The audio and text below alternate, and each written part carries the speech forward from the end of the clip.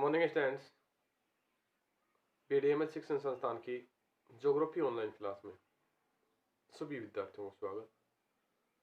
बच्चों, आज से जो पूर्व की कक्षा थी उसमें हमने धात्विक खनिज के बारे में जानकारी ली, लोहा इसकी जानकारी ली कि लोहा महत्वपूर्ण धात्विक खनिज है, इनके बगैर औद्योगिक क्षेत्रों में कोई कार्य संभव नहीं हो सकता है। मैग्नीज की बात की, मैग्नीज को तांबा के साथ, सोना के साथ, तांबा, जस्ता और लोहे के साथ मिलाकर उसमें उसकी गुणवत्ता को बढ़ाया जाता है। जस्ता और तांबा की बात की। इसके अलावा अब हम अधात्विक खनिजों में बात करते हैं। अधात्विक खनिज, धात्विक खनिज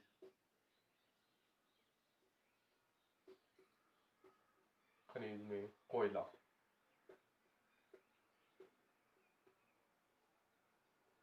अधात्विक खनिज में कोयला एक महत्वपूर्ण खनिज है, क्योंकि जिस तरीके से लोहे का महत्व होता है उसी तरीके से कोयला भी एक महत्वपूर्ण खनिज संसाधन है, क्योंकि इसके बगैर कोई भी कार्य संभव नहीं है। कोयला शक्ति और ऊर्जा का महत्वपूर्ण स्रोत मानने के लिए औद्योगिक क्षेत्रों में महत्वपूर्ण सहायक होता है। लोहा इस्पात उद्योग के लिए अत्यंत महत्वपूर्ण है, इसलिए इसे काला सोना के नाम से भी जानते हैं। कोयला है प्राचीनतम जो वनस्पति है उनका ही परिवर्तित रूप है। जैसे कोई भूगर्भिक हलचल हुई, उन भूगर्भिक हलचलों के कारण वहां की प्राकृतिक जो वनस्पति है तहस महस हो गई और नीचे भूगर्भिक तह में दब गई। काफी लंबे समय तक दब जाने के कारण इनमें भूगर्भिक ताप और दाब के कारण वो जो पेड़ पौधे थे, वनस्पति थी, वो कोयले के रूप में परिवर्तित हो गई और अधिक समय तक रहने के कारण वो कोयले का रूप परिवर्तन कर लिया। कोयले की अधिक समय यानी अवधि के आधार पर उन्हें कई भागों में जाना जाता है। तो बताया था कि वनस्पति काफी लंबे समय तक परिवर्तन के कारण, रासायनिक परिवर्तन के कारण कोयला का निर्माण हो जाता है। भारत में कोयले निर्माण के दो भाग हैं, एक टर्शियरी कोयला और गोंडवाना लैंड कोयला। तो पहले बात करते हैं कोयला।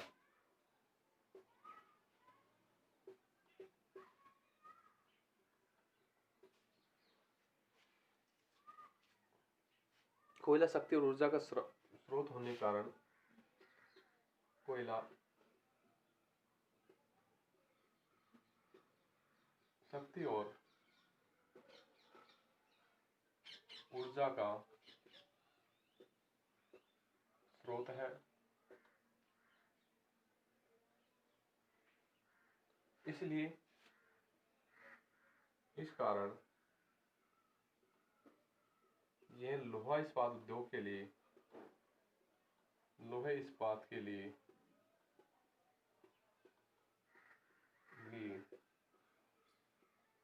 लोहा इस्पात के लिए या लोहा इस्पात उद्योग के लिए महत्वपूर्ण संसाधन माना है।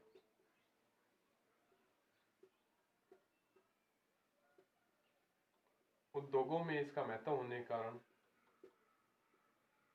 इसका अधिक महत्व होने के कारण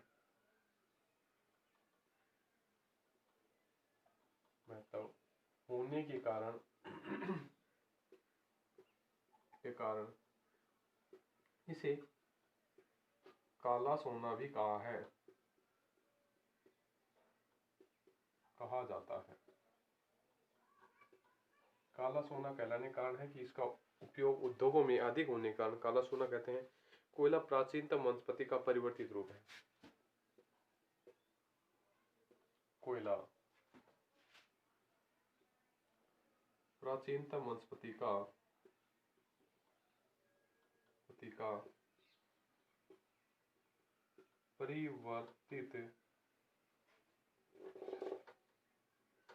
परिवर्तित रूप है। कोयला काफी लंबे समय तक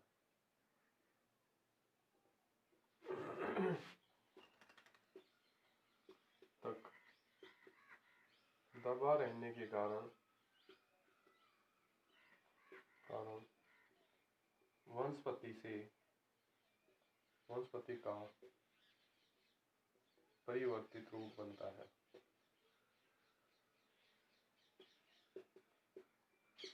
यानी सबसे पहले भूगर्भीय ताप और दाब के कारण ये पहले वनस्पति के रूप में लकड़ी के रूप में होता है, फिर धीरे धीरे भूगर्भीय ताप और दाब के कारण ये कोयले के रूप में बदल जाता है और लंबे समय तक लकड़ी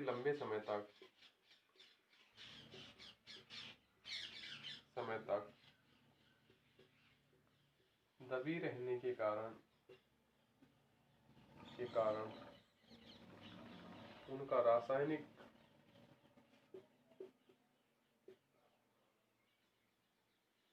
परिवर्तन हो जाता है। तो रासायनिक रूप बदल जाता है।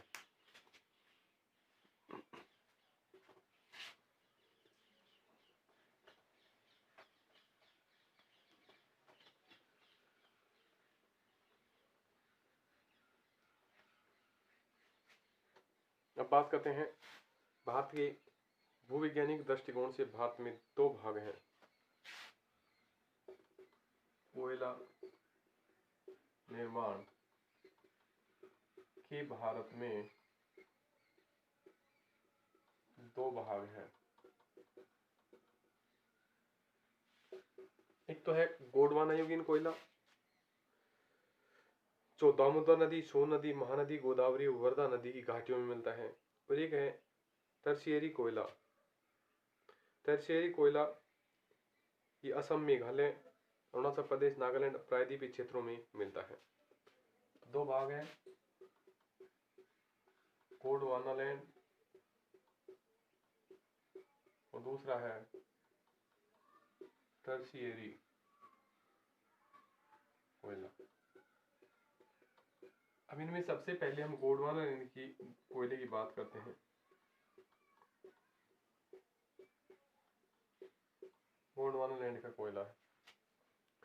भारत में कोयले का कुल उत्पादन 99% गोंडवानायुगीन से होता है। इस समय भारत में 553 कोयले की खान है और 4 लिग्नाइट कोयले की खान है। ये क्षेत्र हैं झारखंड, पश्चिम बंगाल, उड़ीसा, मध्य प्रदेश, छत्तीसगढ़ और महाराष्ट्र राज्यों में विस्तृत फैले हुए हैं। इन राज्यों में कोयला मुख्य दामोदर नदी घाटी, सोन नदी, महानदी और गोदावरी व वर्धा नदी घाटियों में मिलता है। गोंडवानायुगीन कोयला। गोंडवानायुगीन कोयला भारत में लगभग 99% भाग पर गोंडवानायुगीन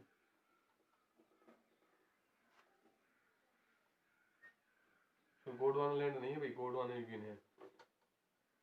गोंडवाना कोयला, सॉरी गोंडवानालैंड नहीं है भाई, गोंडवाना है।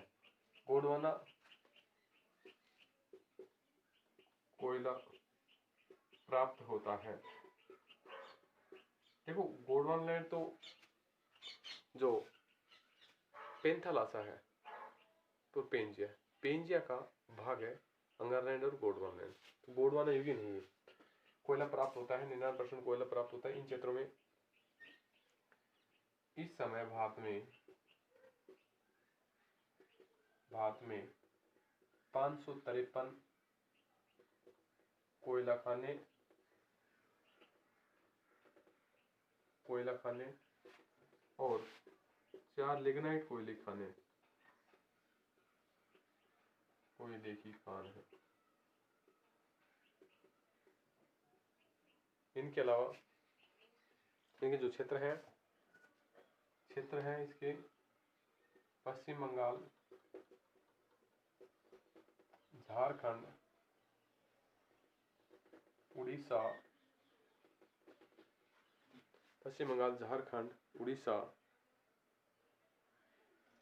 मध्य प्रदेश, छत्तीसगढ़, महाराष्ट्र। मध्य प्रदेश, छत्तीसगढ़, महाराष्ट्र है। पाया जाता है, पाए जाते हैं। यहाँ पर दामोदर नदी, नदी घाटी, सोन नदी घाटी,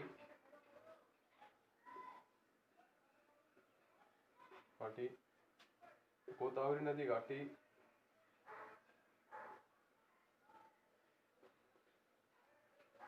इस क्षेत्रों में राज्य में दामोदर नदी घाटी है, सोन नदी घाटी है, महानदी गोदावरी आदि नदी घाटी है।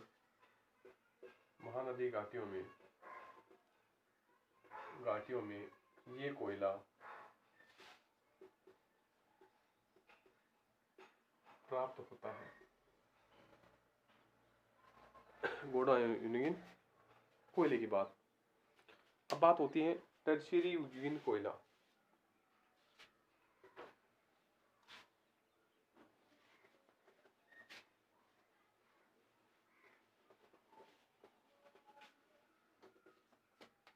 दूसरा इसका जो कोयले का प्रकार है ये है टर्शियरी युगीन कोयला। टर्शियरी युगीन कोयला है ये मुख्यतः बाह्य प्रायद्वीपीय भागों में असम, मेघालय, नागालैंड, अरुणाचल प्रदेश तथा जम्मू कश्मीर में मिलता है। उत्पादन और गुणवत्ता की दृष्टि से इसका विशेष महत्व नहीं है। यह कोयला बाह्य प्रायद्वीप क्षेत्रों में मिलता है, जैसे असम, मेघालय, अरुणाचल प्रदेश, असम, मेघालय, अरुणाचल प्रदेश, नागालैंड और जम्मू एंड कश्मीर क्षेत्र में मिलता है।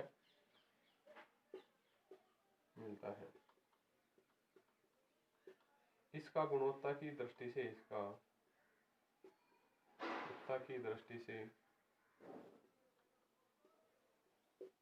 कोई महत्व नहीं है।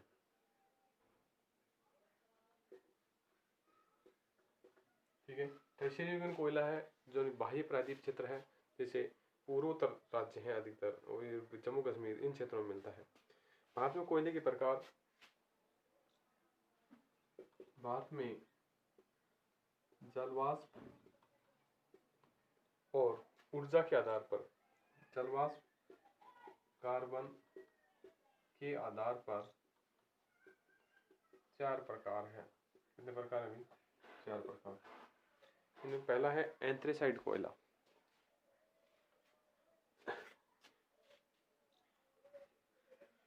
एंथ्रेसाइट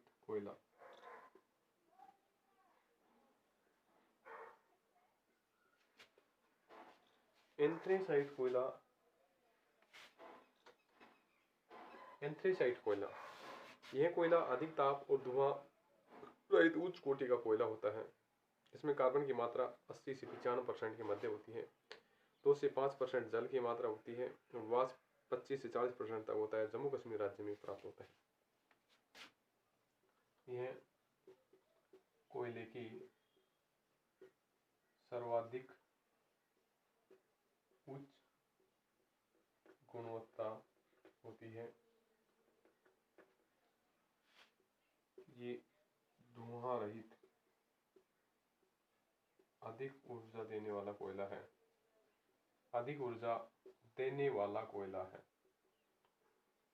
है। इनमें कार्बन की मात्रा लगभग 80 से 95% के मध्य होती है। ठीक है। ये जम्मू कश्मीर में मिलता है, जम्मू कश्मीर क्षेत्र में मिलता है। दूसरा है बिटुमिन्स कोयला।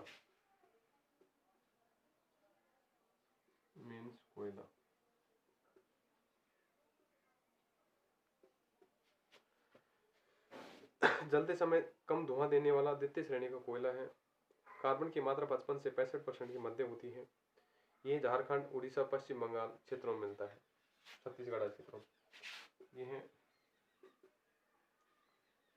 गुणवत्ता के आधार पर सेकंड श्रेणी का कोयला है,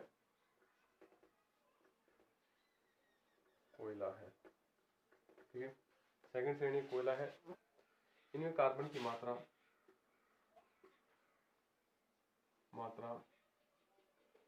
55 से 65% होते हैं, 55 से 65% होती है। यह है छत्तीसगढ़,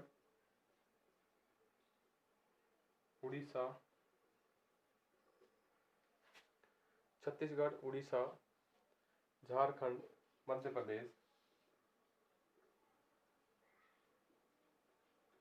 प्रदेश राज्यों में प्राप्त होता है।